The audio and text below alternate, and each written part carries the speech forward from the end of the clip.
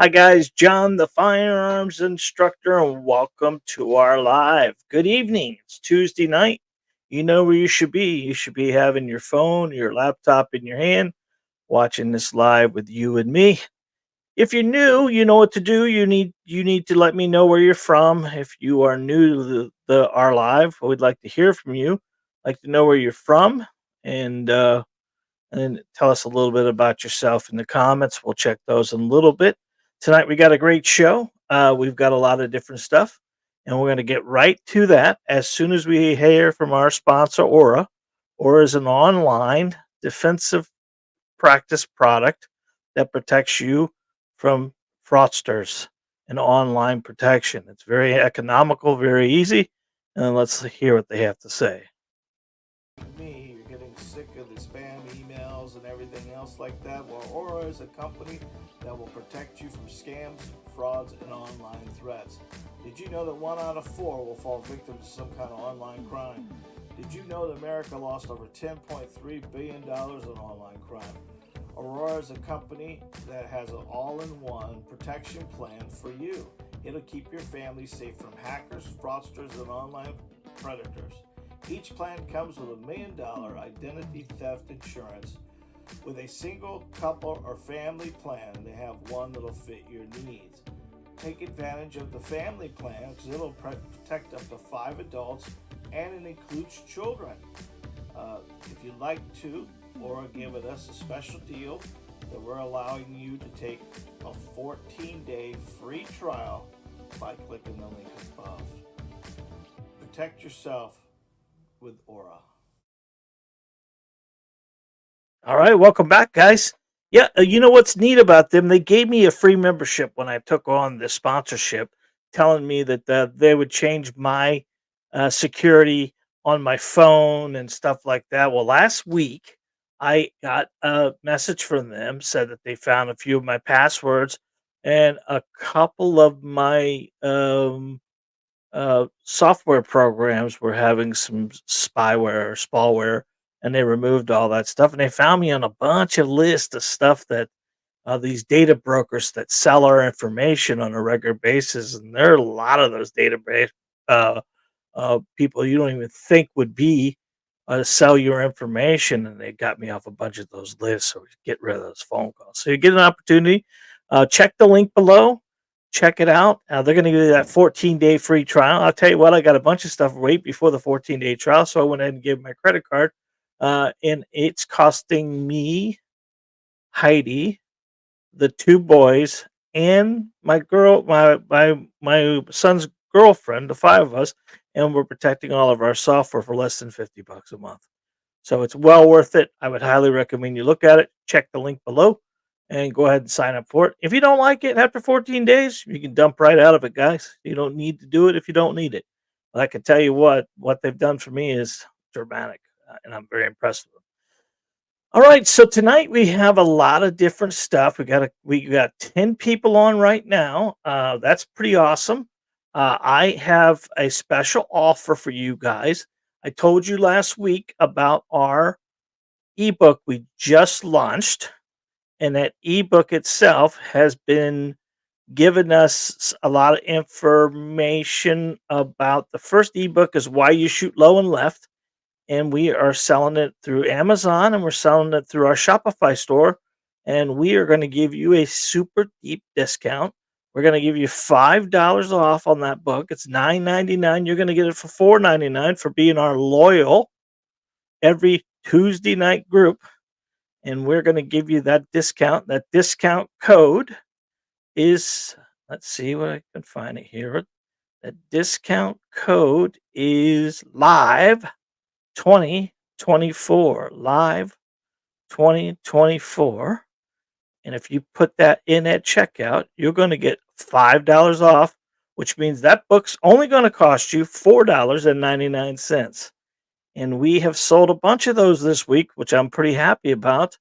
It is a fully educational book. What we did was we took the information and we used it, as well as it dives into why it's common to shoot low and left. and then it explains how to correct it. It explains a lot of different stuff. In the link below, there'll be a link to our shop store that you can go to and purchase this book. Put shop, put live 2024 at the checkout, and you get it for $4.99. And we've got more of these coming. We're calling this the Master Aim series. And what we're going to do is we're going to take the book itself and we're going to make a playlist of the videos we've done on YouTube to match up with this book. So you're going to get the book, you're going to be able to read the book, the book has pictures in it, as well as you're going to get the backup of the YouTube videos. And all I'm asking you to do is if you read the book and you like it, do a review for us. That would help us out tremendously.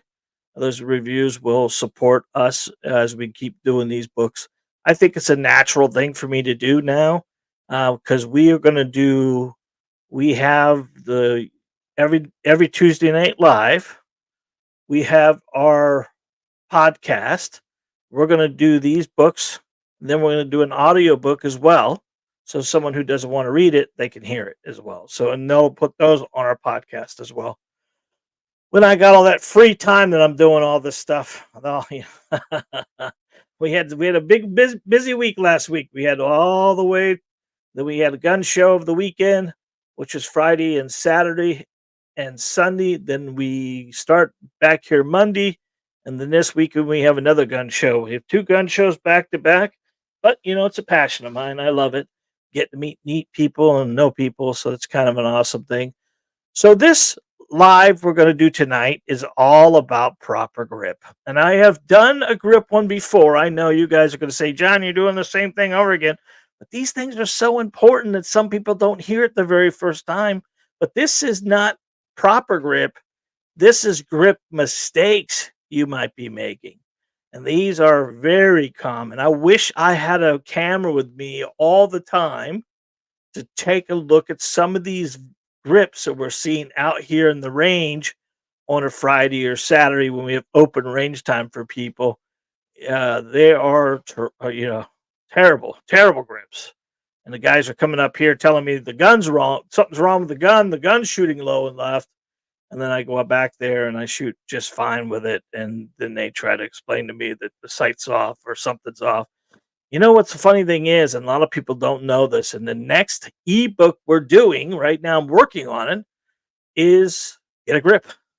It's going to talk about all the grips, why it's important to have a good grip, what is the right grip, and there's a lot of these. So see, these Master Series books we're doing is going to be the fundamentals. It's going to be the Master Series, why you shoot low and left, Master Series on how to have a proper grip, and then we're going to do a proper trigger, and we're going to do the sight picture and sight alignment, and all these little books are tying into one big book that will produce sooner or later, which will be in a hardback form or a softback form.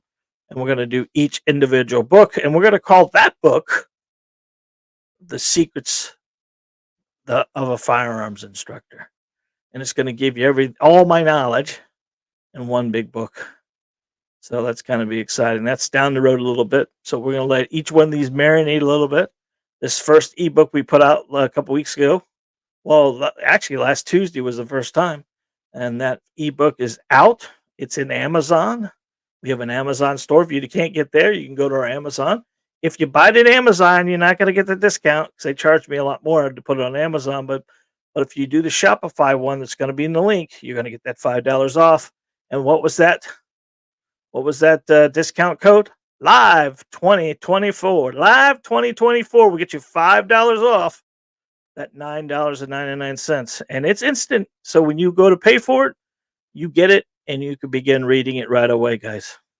And no, I didn't do it all myself. I got a special help with Jacob and Heidi, Miss Heidi. She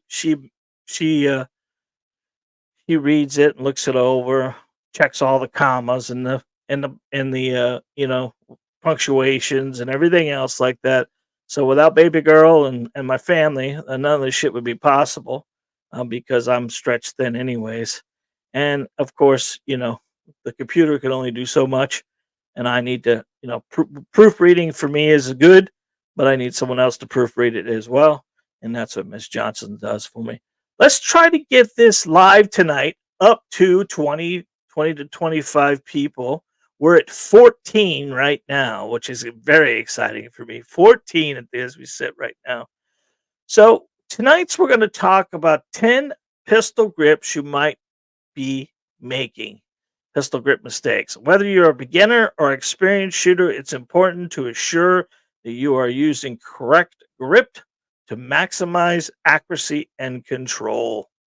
I am going to go full screen, take my beautiful picture off here, and then I'm going to hit it. Well, I thought I went full screen. Oh, you know what I need to do? I need to push the little button over here.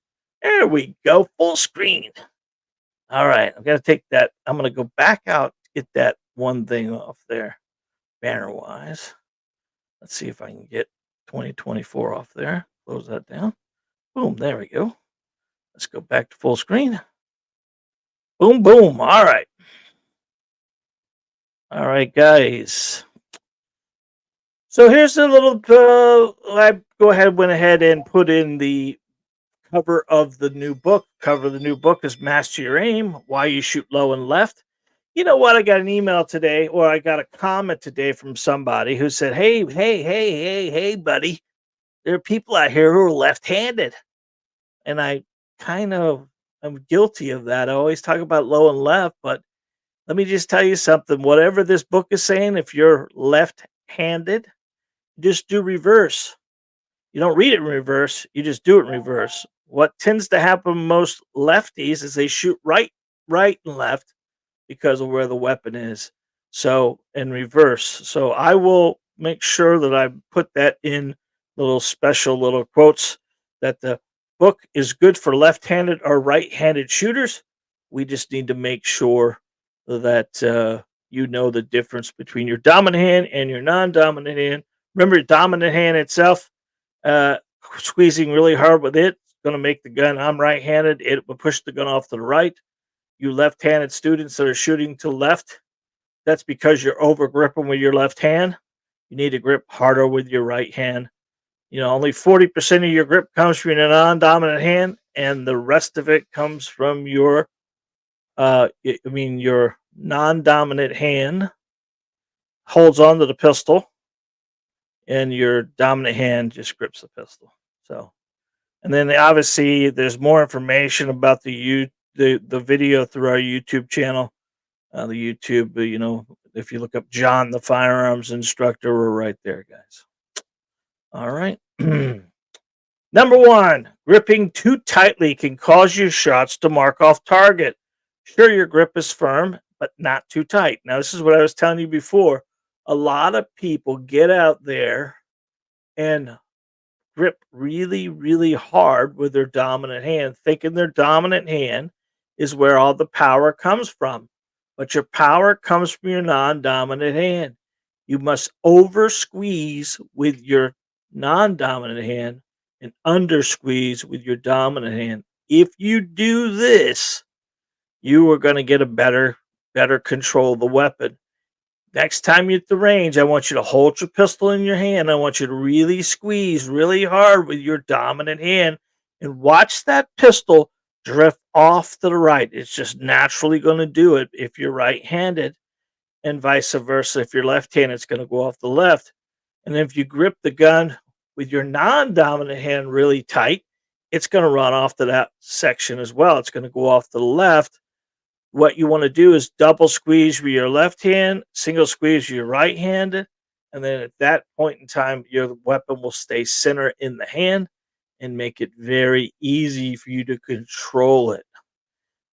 Over gripping with a firearm itself is normally a challenging thing for people. It's like trying to really, the women do this a lot when they're trying to really muscle the gun. Lady, there's no muscles in your hands, so you're really not going to be able to over torque with your hands too much. But what tends to happen is they put a lot of pressure on the weapon and cause it to dip when the weapon fires. You push or palm the gun palm the gun forward, which causes the dip in the front of the weapon. So, gripping too tightly can cause your shots to be off target. Make sure your grip is firm, but not too tight. Now, obviously, guys, if I say something on this that you don't understand, you can always put it into the comment section. And after we get to about halfway through this thing, we will look at the comments and find out what you guys are saying. And please don't hesitate to make comments, because you might be really good at it, and someone else may be thinking it. If they're thinking it, you should be asking it, because there's no stupid questions on anything we do. So keep that in mind. Let's go to the next one. You know, foundation of shooting, it's everything. It's not just one thing. And this is what always people always come to me and they say, hey, what's the one thing I could do to be the most accurate with a pistol? And I can't give them one thing. I got to give them this and that, this pistol. It's a grip, stance, trigger control, sight picture, sight alignment. It's the whole thing, right? They can't build half a foundation on a piece of property. They got to build the whole foundation on the piece of property. They don't start roof first, they start foundation first. And these are all the little things that need to be added. But one of the most things that will manipulate the pistol the most is what you're looking at right here, is the trigger. Placing your finger too far in the trigger guard can affect your accuracy. Keeping it aligned with the frame of the gun is the best. Now, if you look at this trigger that he's doing here, this is what I would consider the tip of the finger. We can see, if you look inside this trigger well, where his crease is, and he is nowhere near that crease. What you're trying to do is push that trigger into the back of your hand as much as possible. The more you put your finger in the trigger, the more you're going to manipulate the gun either right or left. And that is a common mistake. We did 2 chapters in the ebook on just trigger manipulation, because that is one of those things that causes a lot of you can have proper grip, you can have proper stance, you can have proper sight alignment, proper sight picture, but if you're janking and panging and banging on that trigger, it ain't going to matter. That trigger is going to manipulate everything. So if there was one thing I would tell you to really work at, is getting that smooth, crisp trigger pull, trigger engagement, trigger press than anything else. Keep away from pulling the trigger.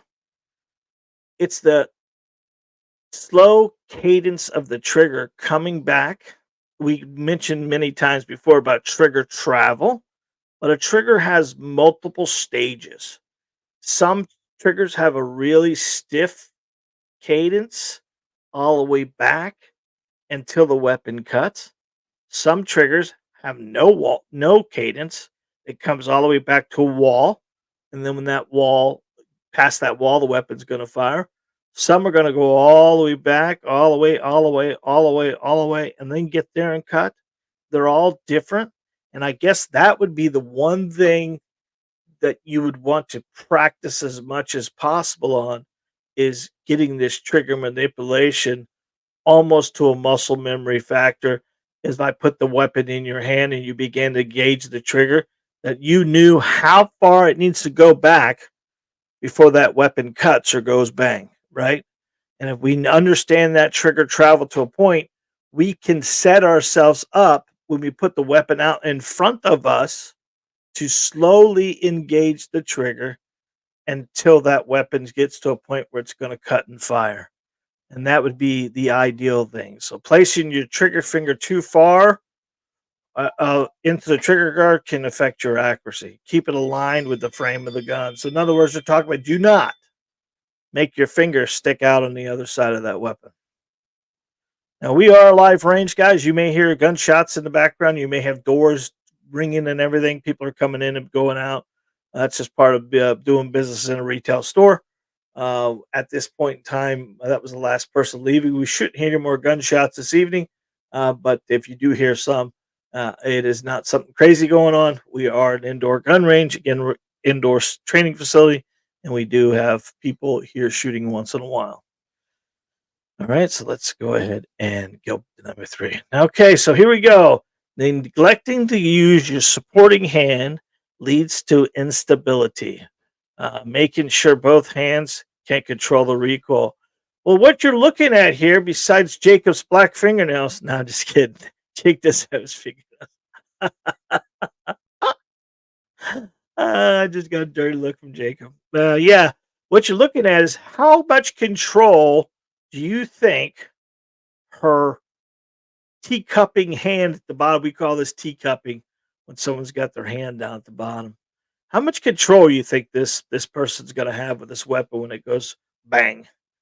I mean, if your grip is in this stage right here, if you're gripping the gun this way, please contact me. Please. It is not helping your accuracy at all. You can imagine when I told you before, your power and strength comes from your non dominant hand. How much power and strength is coming from this non dominant hand?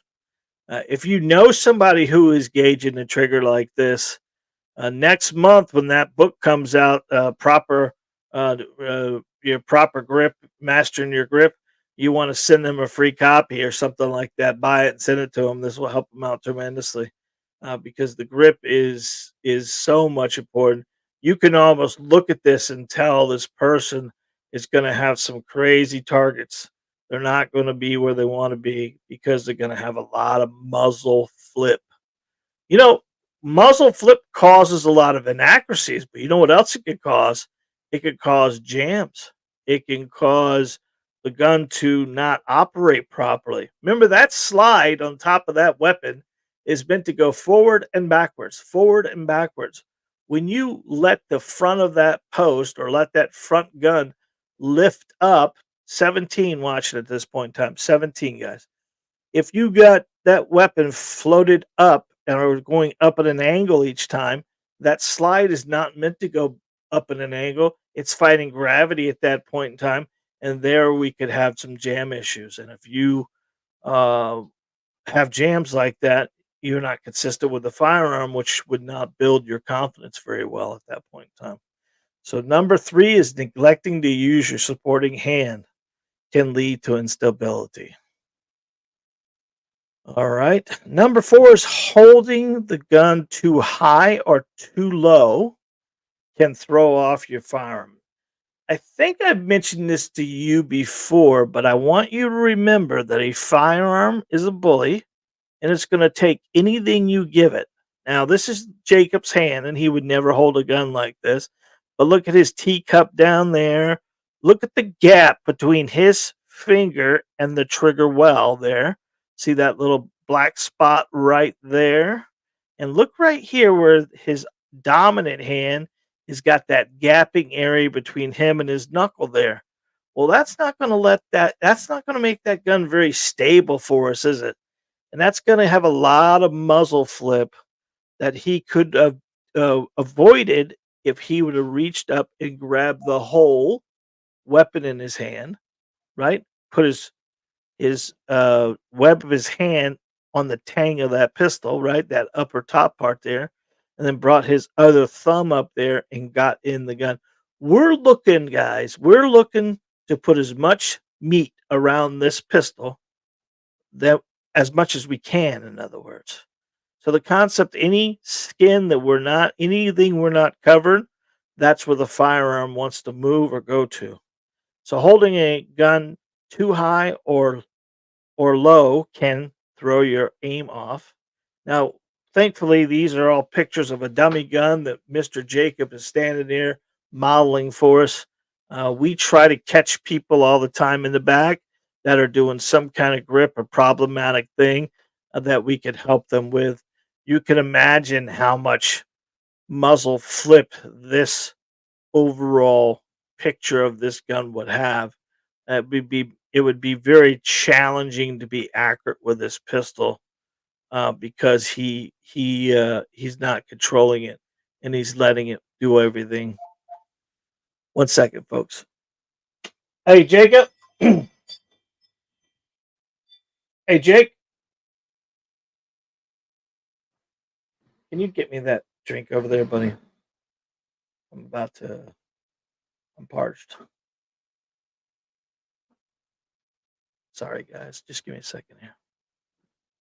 Yeah, maybe the lemonade or something. There we go. Good. All right. All right. Let's see if we can hear what this sounds like. Now, you would think that would be a beer, but it's not. It's a Diet Coke, right? It's Diet Coke. So, holding the gun too tight or too high, that's the key thing, man. And we talked about before, manipulation of the pistol, doing all that stuff causes a little bit of inaccuracy. Let's hit the number 5. Excuse me one second. I'll take a drink.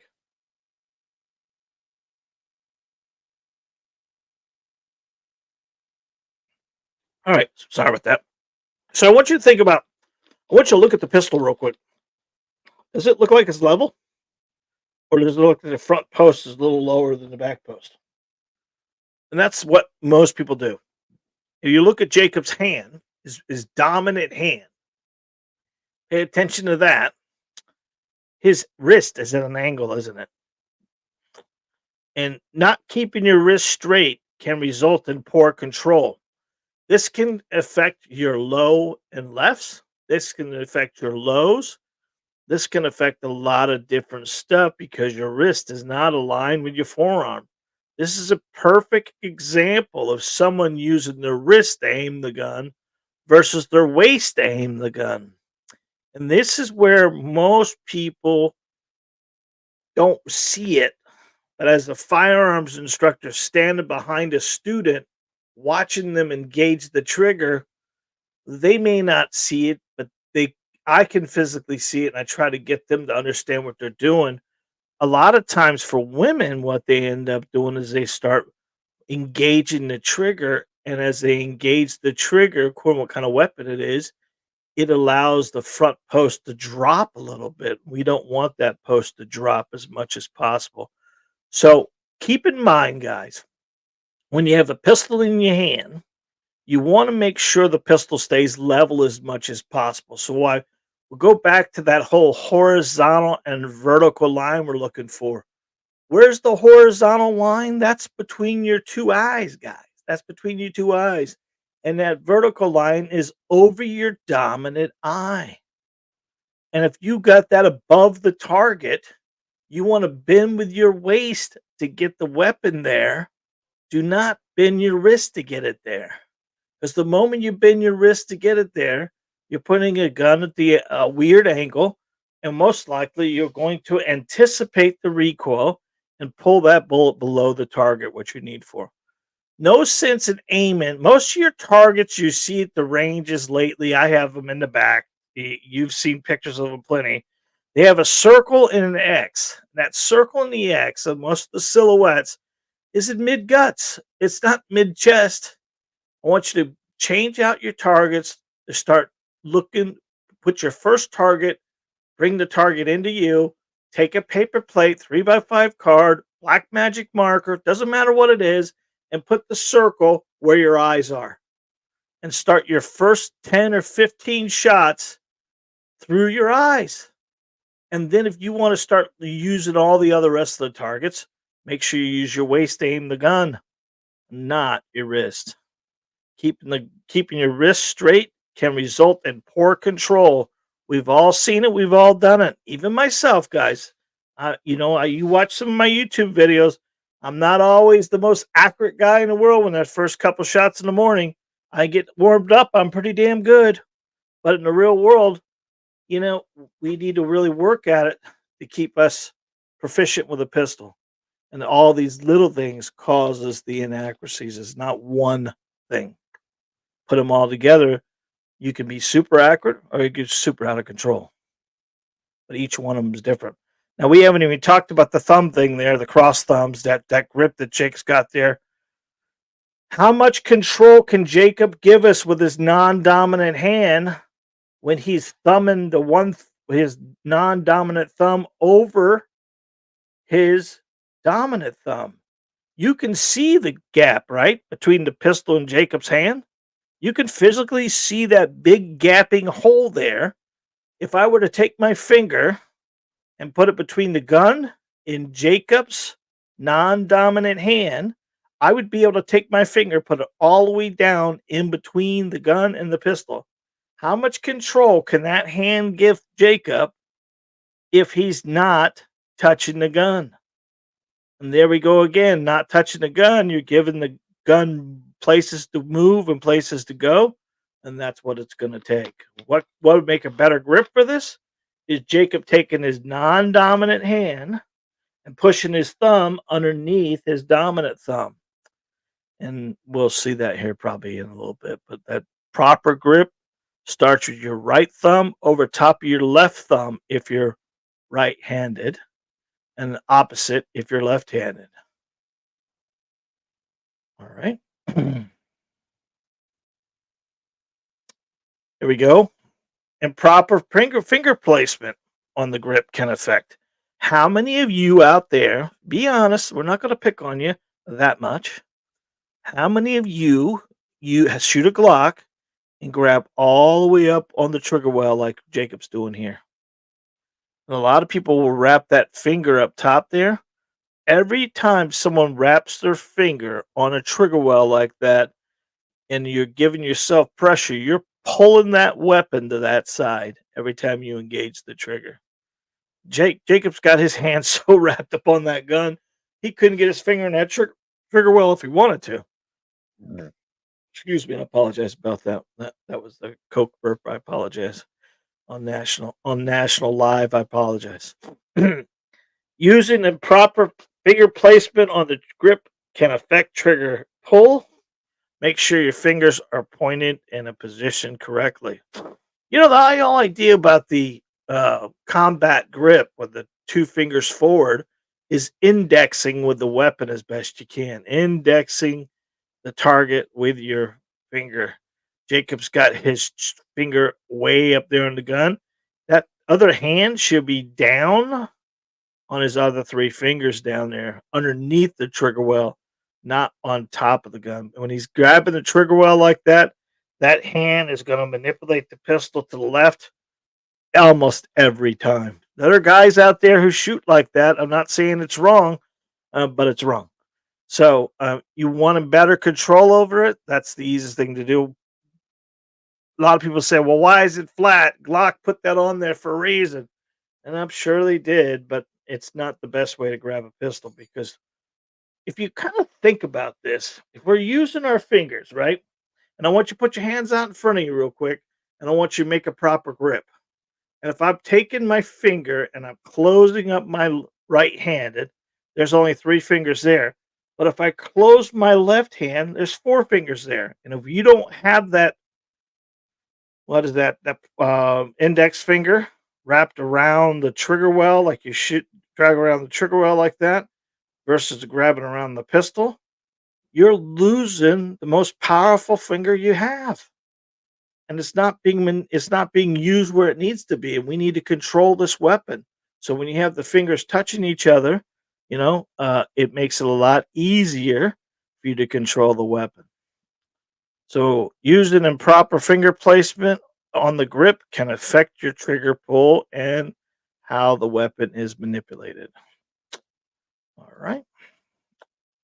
Allowing the thumbs, here we go. There was the one I was telling you that. Allowing the thumbs to interfere with the slide can cause a malfunction. Now, Jacob doesn't have his hands all the way up on the slide, but what tends to happen is a lot of people put pressure on the slide with their thumbs. And it's called thumbing is what people do. And when you thumb it, not only you cause a manipulation to the slide, but you can slow it down. You can cause it to not go to slide lock. It could cause the magazine to fall out if you get too much thumb pressure. I've seen it all. But a lot of times what tends to happen is no matter how great of a shot person shoots, if they're using their thumb for pressure or pressuring the weapon, you're pushing it off to that side. You're thumbing it off to the right or the left or whichever way you're doing it. So we want to keep those thumb as neutral as possible. Remember, our trigger finger and our thumbs are along for the ride. You don't apply pressure with these because those can manipulate the pistol, and we don't want to do that. Allowing your thumbs to interfere the slide can cause malfunctions and keep your thumbs clear of all moving parts. That's just like taking that thumb, guys, and you've seen it. I've got plenty of band aid boxes in the back to prove it. When someone takes a slide or takes their thumb and rolls it behind the slide. And the unique thing about that is people can do that and get away with it because you have your thumb down further on the slide on your non-dominant hand's wrist, you can get away with it a couple times.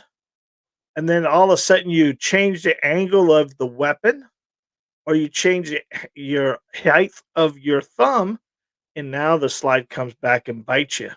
We all have those marks on our hands from not controlling the weapon. I have a big bump on my thumb, which I hold a Glock very high, and I tend to get bit by a Glock. That's why I tend to not like them. I don't hold them wrong. It's just I hold them as tight as I can, and I tie on the tang. And unlike a Smith and Wesson, where it doesn't have that big overbite, the Glock does, and it tends to bite me after a while. That's why I kind of like stay away from the 19s and the 43. The 40, I don't have the problem with the 43s or the 48s. It's normally the double stack guns like the 19 and 17s is when I get myself in trouble with those. So allowing your thumbs to interfere, the slide can cause malfunctions. That's tip number 7. All right, failing to maintain consistent grip. Now, this is something that happens tremendously for a lot of people, and I wanted Jacob to show you if that non-dominant hand is not touching the pistol, it's not controlling the pistol. And there's a lot of things people do. This could be the thumb inside there not touching it, like you like Jacob just showed you a little bit ago. If we go back to look at this picture we just did, this one here, that thumb could physically that you could get a gap in the backside of that and not even be touching the gun at all, like this. That's actually the thumb inside there. There's one way you could do that. There's a couple different ways, but a lot of times what people will do, and not picking on the ladies again, but a lot of the ladies will milk a firearm, which in other words they'll grip it, shoot it, adjust the grip, shoot it, adjust the grip, shoot it, adjust the grip, shoot it, and they're just changing the grip angles every time they do it, and it's causing they're doing a lot of manipulation of the firearm or milking the firearm, and it's causing to have non-consistent and consistent grip angles, which causes a lot of different stuff. Get your hands on the weapon properly, thumbs forward, decent grip. You don't need a real heavy I'm don't want to drop it kind of deal, but you need enough that you feel in control. That's the one thing that I would tell most of my students, whether it's men or women. Did you feel in control of the weapon, or did the weapon seem like it was sliding and slipping and you were afraid you were going to drop it? And a lot of them tend to get to that mid level. They didn't feel like they were going to drop it, but they surely didn't think they had control of it. And we need to get more into that control side than we do more in the non-control side, and that's for obvious reasons. Having control of the weapon makes the weapon safe. Having control of the weapon makes you more accurate. Big control of the weapon gives you the consistency, quick acquisition, everything else. Like when you're having to reach up and grab a hold of it each time because of the muzzle flip or the muzzle manipulation, there becomes our challenge more than anything else. So failing to maintain a consistent grip. And a lot of times, ladies, it is more in the back muscles than it is in the hands. And gentlemen, it's more in the chest muscles than it is in the hands. So those are the things we got to get our head. Remember, men, we control the weapon with our pecs. Our feet shoulder width apart, driving the weapon out and pushing the gun forward.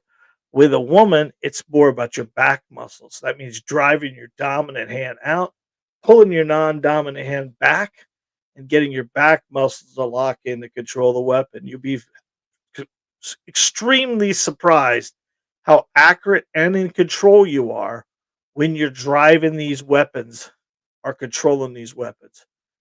There's consistency going on there and a little bit of confidence. Once you get the confidence in the weapon, it becomes so much easier. Because remember, no matter what we talk about here today, if you don't get anything, I want you to get the whole factor as a firearm is just a tool. A tool needs a craftsman, and that's what you need to become. Because don't think that the weapon is doing anything without you. It can't load its own magazine. It can't rack its own sight. It can't pull its own trigger. You maintain control of this weapon. The weapon doesn't control you. Now, in the beginning, most people, the weapon does control you because a lot of people have the misconception that a firearm is a deadly weapon. A firearm is not a deadly weapon. It's just a tool, and a tool needs a craftsman. And that's what we're asking you to become. Become a craftsman of what you do. You have a job you do every day, whether you like barbecuing or whatever it is. You got to know it the best you can. You cannot have any kind of intimidation by anything. I get the whole point about respecting a firearm and all that stuff like that, but don't even think it's a deadly weapon because it can't do anything without you. You control it, it doesn't control you. So, failing to maintain a consistent grip can lead to inconsistent shots. Practice keeping a steady grip every time. That's where the 5 rounds at a time comes in, guys. How many people go out to the range and take a full magazine and dump it? Boom, boom, boom, boom, boom, boom, boom, boom, boom, boom, boom, boom, boom. You know what? In that 15-round masterpiece of pulling off shots, how many bullets you think hit exactly where that guy's aiming at? Probably not too many of them, right? The first 5 you could be accurate. After that, you're along for the ride until the weapon is empty. We want to make sure every round we shoot counts. We want to be that consistent with a firearm because in real life terms, we have to be. Because in a life and death situation, we can't be thinking about all this stuff. You can't call tag or you can't call freeze. You can't call, hold off for a second. Let me remember what John told me on the live 2 weeks ago. You need to have muscle memory in this whole product, and it's got to be right where you need it to be. That's why shooting once every 6 months is not a great idea. That's why getting your butt here at the range and shoot on a weekly basis, because this is part of your job. This is part of what you need to do to protect you and your loved ones. It's not the cop's job to protect you. It's your job to protect yourself. Cop's job, I told you many times before, he's there to write the report and draw the chalk line. Make sure that chalk line isn't yours, ladies and gentlemen. All right, let's go to number 9. Uh, okay, I don't know why I didn't change that picture. Um, you know what ends up happening a lot of times in number 9? I didn't change the picture. I don't know why I didn't do that. I was at the gun show this weekend. I had plenty of time to do nothing. Yeah, right. Basically, ignoring proper techniques can lead to discomfort. Well, you know what it does? It leads to a lot of different stuff. It leads to discomfort. It leads to fatigue. It leads for anticipation. It makes you a little bit more nervous and scared of the firearm because you don't feel like you're in 100% control of the weapon. A lot of times when you ask somebody that question in regards to how did those 5 shots feel? It seemed to me that those shots were 1 was good, 2 was okay, 3 was getting a little sloopy, 4 was you were almost out of control, and 5 you grabbed a hold of it again and controlled it the last minute. Now, a consistent grip will make all the difference in the world here. And we got to get that consistency. You almost got to feel it more than you can see it, if that makes sense. Because a proper grip will feel like the shot just did exactly what it needed to do. A 9mm, guys, has very little recoil if you control it. If you do not control the weapon, a 9mm could be an aggressive round. An aggressive round that you need to be able to be shocked over. Most women come here with a misconception that it's going to knock them on their ass. And when I let them shoot the first time, tell them about the driving and all that stuff, and they kind of look at me and go, "Oh," and I've got, I'm behind them and I'm saying, "Hey, that's the biggest recoil of the day right there, honey. That's it. Now let's work this pistol until we know we can control it and watch them grow from magazine to magazine to magazine," is a true passion of mine. We take a person who never shot a pistol before, which is, be honest with you, it's the easiest student to train. If they not deathly afraid of the weapon and they want to do this and they're here to learn, man, it's just amazing how quickly a student can grow. People always ask, "Well, how many classes do you think it's going to take me to learn to shoot a pistol?" I say one. One to get you comfortable, two to make you start doing it on a regular bit, and three, just get yourself into it. But the first training class, by about the third magazine, you're loading, you're unloading, you're racking, you're holding, you're gripping, you're stancing, and you're doing everything yourself. And all I'm there is just motivating you. We started this thing many years ago for three reasons: motivate, educate, and entertain. And I hope we're doing all those for you guys. Because in the real life form, you look at the economy we're living in, you look at the world we're living in, we're going to need these sooner or later. We're going to need them, and we got to be the boss of them, not them be the boss of us. So ignoring proper grip or technique, and most people, when they say about ignoring proper grip, it's not that they're ignoring proper grip; it's they don't know. It's amazing in Florida that can't buy a motorcycle or drive a motorcycle in the state of Florida as a Florida resident without taking a full class. You've got to go 2 weekends in a row. You've got to go through all your testing. You've got to drive the motorcycle on the street. They're more concerned about motorcycle drivers than they are about people owning a firearm. You don't need to take a test for a firearm. You don't need to take a class for a firearm. You can come into the gun store, buy a gun, and walk out with it if you had your concealed. If not, you got 3 days, but no one's requiring you to take any kind of proficiencies. Even in the concealed carry classes, guys, proficiency is 2 shots.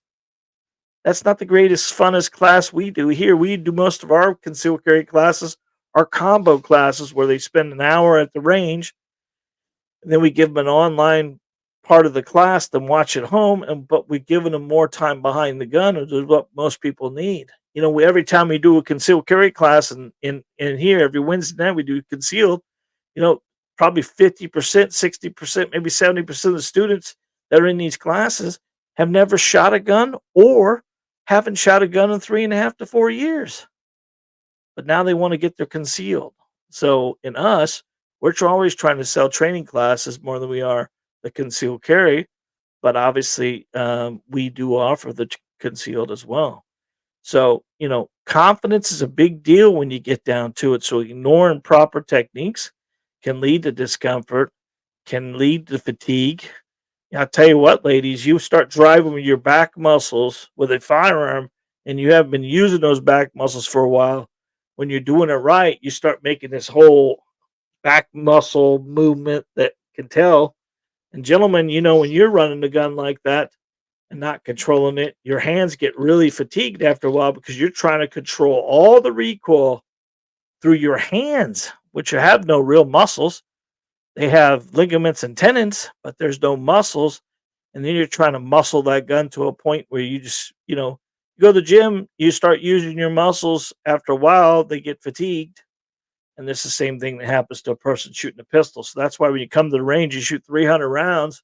You should have stopped at the first 50. Only people winning on that is the gun store who's selling you more ammo and, and time. Basically, you're buying range time and you're doing all that stuff like that, but that's not making you more efficient. The whole idea of shooting a pistol is to build confidence. And if you're 40% accurate after 200 rounds, all that 40% accuracies, that's the stuff you learn, not the first 5 or 10 rounds that you were proficient with, so keep that on. And we talk about proficiency, we're not talking about 3-inch circle. I'm talking about an 8-inch paper plate. Most people come to the range, shoot low and to the left, or shoot low if you're right-handed. If you're left-handed, you shoot low and to the right, and you're looking at the pistol trying to figure out why the pistol is shooting low and low and left or low and right. Trust me, it ain't the pistol. It's you engaging the trigger, slapping the trigger, pulling the trigger, or doing anything else that's going to manipulate the pistol in the point where it needs it. A level pistol shoots level. Period. Period. Those sights on those guns are there for convenience. We did a class 2 Saturdays ago. It was a tactical class. We had 5 students and 6 students in there. Six. My wife was there. Plus 5. Yeah, so it was six students. We were doing from the holster. Miss Johnson did pretty well, actually. I was very proud of her. We were doing draw from the holster. We were doing, but what we did in that class is we were doing a lot of point shooting. Now, if you haven't done this is something you need to practice. We were taking the 8-inch paper plate, putting it out at 3 yards, which is 9 feet. In our box, it's about 10. And putting 5 shots down the range in the paper plate without using your sights. You're looking at the back of the gun, keeping the gun level, put the 5 shots in. If the student passed that, they pushed it out another 5. And then we got to Miss Johnson went out all the way out to 30, 33 using her sights. Her group got wide, but she did well. But most everybody in the class got out to about 21, 24. So 7, 8, 9 yards they got out to before they actually had any kind of missing the paper plate, which was pretty impressive. Because if you think about looking down at your chest, a vital triangle is 8.5 by 11, maybe, or the vital triangle works at your shoulders and goes to your groin, and the paper plate is 8 inches. So we used a lot of the 6-inch paper plates, and everyone was doing that well. So if you use 6, 8, 8-inch, 8.5 by 11, 3 by 5 cards, those are all great options for you for target basis. All right. 18, looking at this, 18. Number 10 is overlooking the importance of grip strength impacting your shooting ability. Working on building the maintenance of your grip strength for better control. Now, this can be done a lot of different ways. I deal with a lot of women seniors, and they are in different time frames of their life. Some are married and have a husband, and they both want to come shoot, but she doesn't want him teaching her, which makes perfect sense to me. That we have that are widowed. There's guns in the home. There's always been a gun in the home. She's never had any kind of experience with it, and she's now by herself, and she wants to get something. And there are women who have never, ever, ever, ever, ever, ever thought they'd touch a gun ever. And now all of a sudden, with all the stuff in the world going today, whether their husband likes it or not, they're going to learn to shoot a pistol and become more proficient. And those are the things that we kind of work on a regular basis. So there's a lot of different stuff. So I tell the ladies all the time, we need to work on our strength as best we can because just the endurance of shooting 50 rounds on some of the seniors. When we're talking seniors, I'm talking high 65 all the way to 80. And we do a lot of different women like that. But they're not going to be the range for 3 hours. They're coming in for the purpose of getting this 50 rounds done and getting comfortable and being able to rack the slide, load the magazine, and all the stuff like that. Now, there are plenty of guns on the market nowadays for these senior women or senior men that are easier to rack and easier to load, but they still need to work on their hand strength. So we talk about there's a couple of different things you can do. You can get the balls that give you like just take a tennis ball and squeeze it once in a while. Just squeeze that pencil, squeeze, squeeze, squeeze. You'd be surprised just getting out and walking on a regular basis, walking around the block, walk the dog, do what you need to do there. Just holding the pistol out in front of you, taking a water bottle, 2 water bottles, and put them in your hands, and just put your arms down to your side and lift them up in front of you and hold them there for 3 to 4, maybe 5 count, 6 count, 7 count, and bring them back down to you and bring them up in front of you. Doing all that stuff like that, you'll be working muscles you've never worked before or you haven't worked in 20 years. Because a lot of times what happens to the ladies, they'll get to 3, maybe 4 magazines and they want to quit. And I have to draw them down a little bit further. Give me 2 more magazines. Give me 3 more magazines. And then after a week or 2 weeks of doing that, 3 weeks of doing that, now they're back there shooting 100 rounds and no problem. But we got to make sure that, like anything else, any activity we do, we need to practice it on a regular basis and maintain a good grip and a good stance, a good trigger control and good sight picture and get it all done. The most diminishing sport you can do is the one you don't do. And that seems silly, but think about that. If you're riding a bicycle or roller skates or anything else, if you do that once a year, how proficient are you going to be in it? You're not going to be proficient in it. That's the same thing with shooting. You can't come here, buy a gun, take it home, put it in a drawer, and go, I only going to use this, or I'm only going to carry it, or I'm only going to do this when I think I need it. Now, what are you, clairvoyant? When are you going to think you're going to need it? You're not going to know when you need it till you need it. And then at that point in time, you may not be at home where it is. You might be somewhere else when you need it. So remember, when you get into a high stress situation, everything slows down, muscle memory goes away, you fall back to your weakest training. My question to you is, when's the last time you shot a pistol? When's the last time you took a training class? How proficient were you? And do you think you'd be able to do it in a high stress situation? If you answered yes to all those, or you feel comfortable, then congratulations, but most people don't. Most people don't. They need time behind the gun to get comfortable. Understanding everything is important. All right, number 10 there.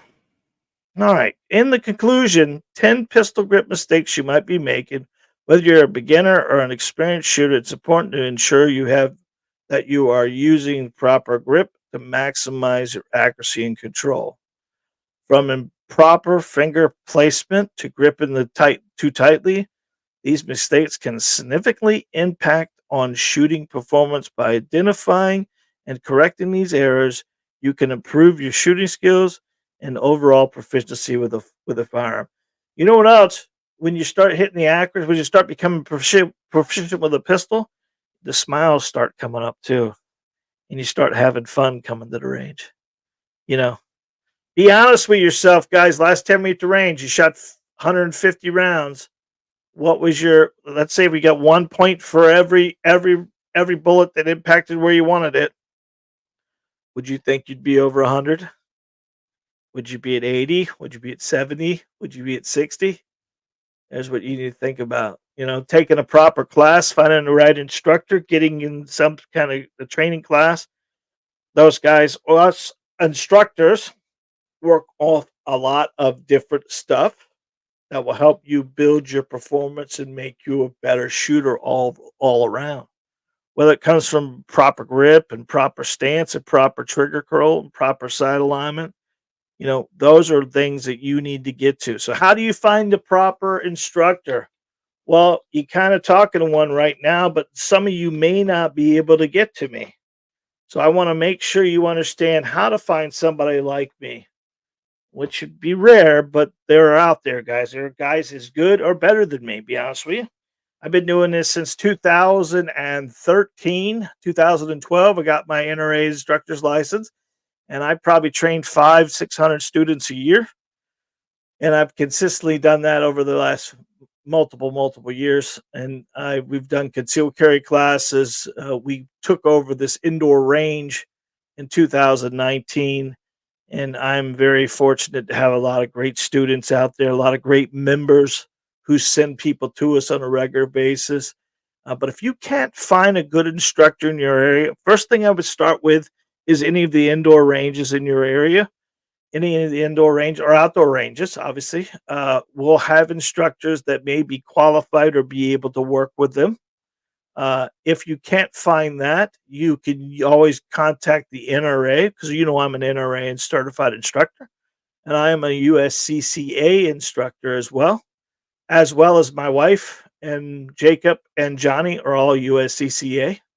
And you could go to their website, put in your zip code, and you will find a qualified instructor that that does the concealed carry and the firearms training from the United States Concealed Carry Association. Same thing with the NRA.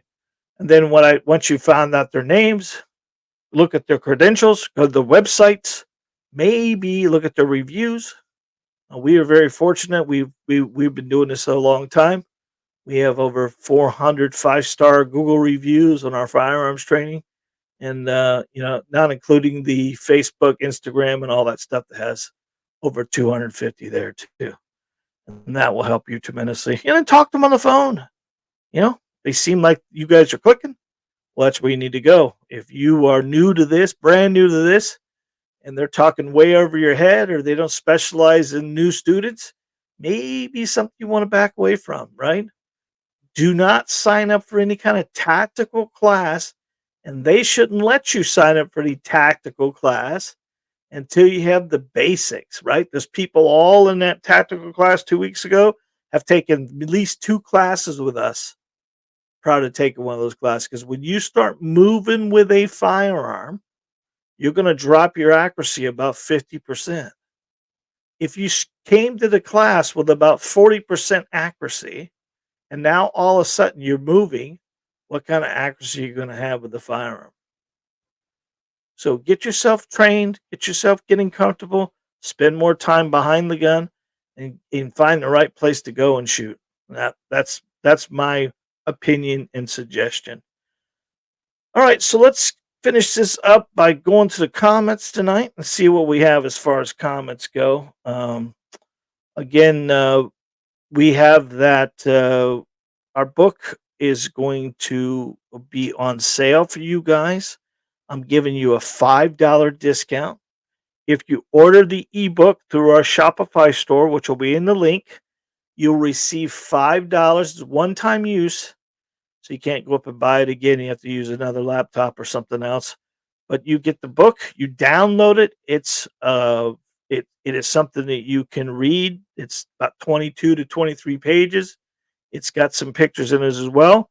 The cool thing about this book that we have, there is a playlist attached to it that helps with long videos that will help you understand why you're shooting low and left, and if you're left-handed, why you're shooting low and right. And it gives you our full playlist attached to it as well, so you can go to our YouTube channel and watch those and become more proficient with the pistol and become more accurate and be more build that confidence that we're looking for becoming a better shooter. So let's go over the comments real quick. I'm going to take a drink.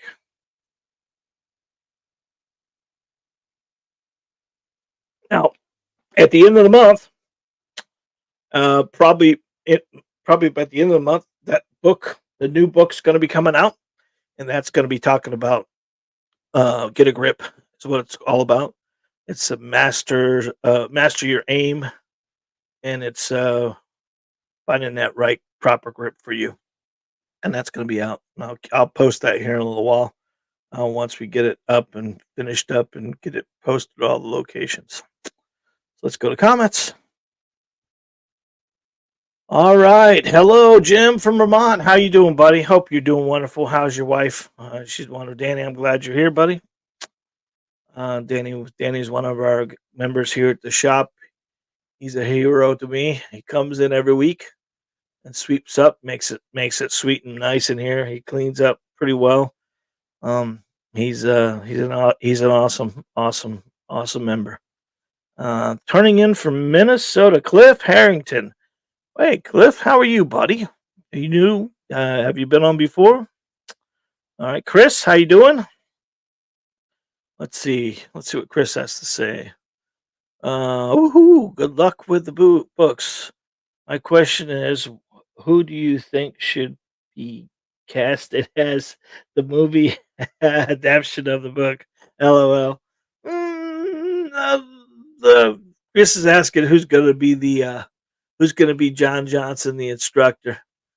Well, I could probably tell you that um, I think I'm going to do it myself. Yeah, I think I'm going to do it myself. Or you know what? I'll have Jack Black do it. How about that? I like kind of dig Jack Black. That's pretty good. Thanks, Chris. Thanks, Chris. All right. Richard Shepard, thank you very much for being here, buddy. Jim just mentioned he's great.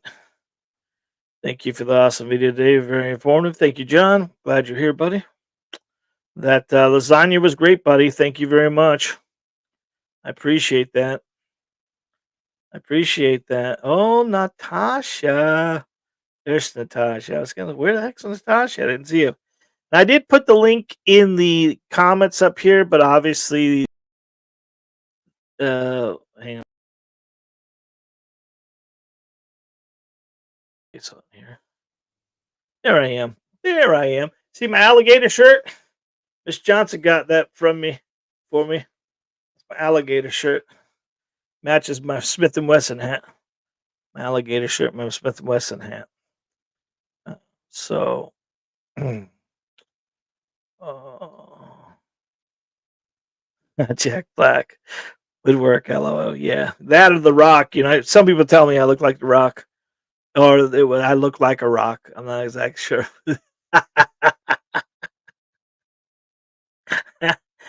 Yeah. So, yeah, we've been. You know what? The gun show weekend, we did pretty well. We moved 14 units, as well as we sold probably 20 training classes. Which is kind of a cool. We do those gun shows for our advertisement purposes. And if you sell something, that's a little extra bonus on top of it. And this is the season right before everyone goes home. One of the things in Florida is past Easter. If I go to a steak restaurant and I see an Ohio car out there, I go straight to the person who's the most sunburned in the place here because they're the ones. They're the ones that shouldn't be here because it's after Easter. They got to go, so we can go to restaurants and eat and everything else like that. Because after Easter, man, your time is done. Those winter residents are so wonderful because they bring so much business to us, but a traffic count and all that stuff like that. But after that, we get kind of tired of the whole, um, having to wait 3 hours to go to dinner and everything. Well, you're smart, you don't go. Okay. Cliff Harrington, I've been following your YouTube channel for 2 years now. Enjoying the taco nights. Yeah, that's Tuesday taco, buddy. Yeah, that's Tuesday taco. You ain't kidding, kid. Now, wait, actually, I cooked up some. Got home last night, and there was some meat there, and my son has a hankering for taco seasoning. That's what his favorite. He's a little boring when he eats. He was picky like me, but he's got a little bit of a irritable bowel thing that he works with. Some stuff works really great for him, some stuff doesn't. But he eats taco seasoning like it's going out of style. And I cooked up some taco meat last night, so not sure if it's gonna be Taco Tuesday tonight, but we'll see. We'll see when we get home. Miss Johnson will have something good cooked for us. That's who's not on the call tonight, Miss Johnson. Oh, oh. Well, actually, nope, she didn't ring in. She might not have said nothing. Might not have said nothing. Well, I hope you guys have a great week. I hope you made it through that the eclipse. Boy, people were losing their brain over that, weren't they? I mean, it was amazing that people even can walk and talk and do all that stuff the way they were acting about that yesterday or the day before. Reminded me of the old Y2K days. I said that the other day at one of my classes, and the two girls up front looked at me like crickets. They had no idea what I was talking about. That just puts how old we are. That wasn't too long ago. Y2K, I remember going to a party that night. Y2K. My brother-in-law was staying. My brother-in-law's my brother-in-law's brother's wife, mother's house. We were at her house, and we were doing a New Year's Eve party, and Y2K was going down, and I had had like 4 or 5 beers, and the kids were little, and my wife was there. I, we got to about 11:58 or 11:57, and I went outside. And by the air conditioner here in Florida, we all have a cutoff switch on the house. And we got to, and they started counting 5, 4, 3, 2, 1. And I shut the lights off on the whole house. I shut it down. And the whole night I've been telling everybody, man, I don't know what's going to happen at and the 2000s. They talk about the computers are going to go, the lights are going to go, malfunctions, everything. And I've been loading everybody up all night about that. And they were like, bullshit, that ain't going to happen. And you should have heard that house. That there was nothing but screaming going on. Nothing but screaming going on. Man, my wife come around the corner. She was so mad. She was like, "Did you do that?" I know. I was talking about. So I was outside. And I flipped it back on after a little bit, and that it all happened. But that was. Oh, she's on. You're on your own tonight. LOL. She says. Those are no tacos tonight, guys. No tacos tonight. Yeah, but that Y2K party was fun, and that was a experience of the night there. So I am so fortunate to have you guys in my life. Thank you very much. Besides my true family, you are a family to me, and I appreciate each and every one of you very much. So you have an opportunity to support us in any way possible by making sure you like and subscribe uh, and hit that bell icon every time I upload a video. If you guys are on Facebook or YouTube or Instagram, follow us on all those channels. That'd be awesome. Take advantage of the live 2024. Pick up that book for us. That'll help us tremendously too. You're getting the first ebook for two reasons. I want to do it because you guys have trusted and followed me, and I wanted to discount it for you. And number two, I'm looking for some reviews that I can use for any of my other advertisement. You can just read the book for me, let me know how it goes, and you can send back those reviews. It'd be awesome, and that'll help us tremendously build on our book experience as well. We're doing all this stuff for you guys. Like I said before, we opened this up many years ago for three reasons. It was for entertainment purposes, it was for education and motivation. And I hope we do that for you, man, because at the end of it, uh, the whole reason why we do any of this stuff is because of you. Until next time, guys, God bless. Be safe. And remember, you are your first line of defense. Until we meet again, we'll see you, folks.